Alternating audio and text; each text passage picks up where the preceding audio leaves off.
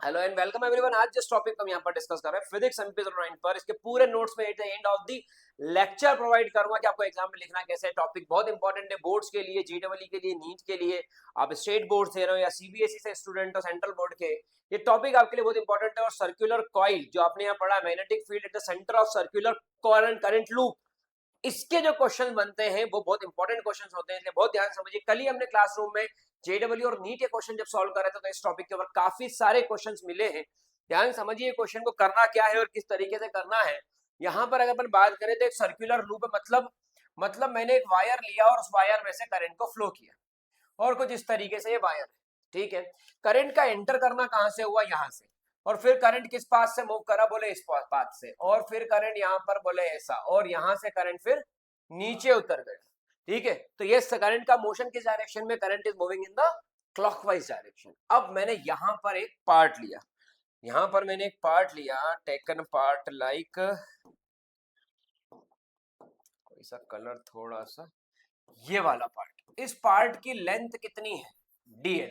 अगर मैं करंट का कंपोनेंट देखूं तो किधर आएगा, या डीएल का कंपोनेंट देखूं तो किधर किधर जाएगा, ऊपर की तरफ। और यहाँ पर जो डिस्टेंस है, ओ पॉइंट, जहां पर हमें चेक करना है कि मैग्नेटिक फील्ड कितनी है। मैग्नेटिक फील्ड आपको पॉइंट ओ पर चेक करना है, that what is the value of magnetic field at the particular point. तो अगर मैं इसका एक फॉर्मूला लिखूं तो फॉर्मूला क्या बनेगा, बोले dB is equals to mu naught upon 4 pi i dl sine theta upon r square.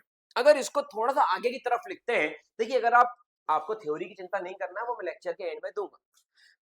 अगर आपको ये मैं लिख के देता हूं और अगर मैं आपसे पूछता हूं कि यहाँ पर वेक्टर एंगल किसके बीच में बन रहा है, तो मैंने बोला ये मेरा डीएल वेक्टर है, डीएल का वेक्टर कंपोनेंट। मैंने बोला ये मेरा डी आर वेक्टर है, मतलब आर वेक्टर है। अगर मैं इसको लिखूं तो यहां पर मैं ये बोलूंगा कि theta is the angle between dl and r, exactly. और थीटा की वैल्यू कितनी हो गई, 90 डिग्री। तो मुझे बताइए साइन 90 कितना होता है, तो it is 1, exactly it is 1। अगर ये 1 होता है, so dB is equals to mu naught upon 4 pi और आई dl, और साइन 90 1 हो गया और अपॉन में हो गया आर स्क्वायर। यहां तक का डेरिवेशन आई थिंक सबको क्लियर होगा, इसमें किसी को कोई दिक्कत नहीं होगी। मुझे b की वैल्यू कैलकुलेट करना, just I want to calculate the value of b। So integrating both side, अगर मैं इधर भी इंटीग्रेट करूं तो dB, यहां पर मैं mu naught upon 4 pi i by r square, और यहां पर जो इंटीग्रेशन आ गया वो डी है, क्योंकि बाकी सारी value current, r, mu naught, 4 pi, ये सब वैल्यू कांस्टेंट है, तो I keep the constant aside और मैं डीएल का इंटीग्रेशन कर रहा हूं। तो जब मैं यहां पर डीएल का इंटीग्रेशन कर रहा हूं तो the integration of DL is L, तो mu not I upon 4 pi R square, और डीएल का इंटीग्रेशन एल, और what is the value of L. तो अगर मैं इस सर्कल के एल की बात करूं तो it is the circumference of circle, it is the circumference of circle. तो सर्कमफेरेंस ऑफ सर्कल हो गई 2 पाई आर। यहां पर आप देखें तो ये इसको काटेगा तो बनेगा 2, और एक आर कट गया, dB का इंटीग्रेशन होगा b, so the integration b, the value of b is mu not I upon 2r। लेकिन ये किसके लिए है, फॉर वन टर्न,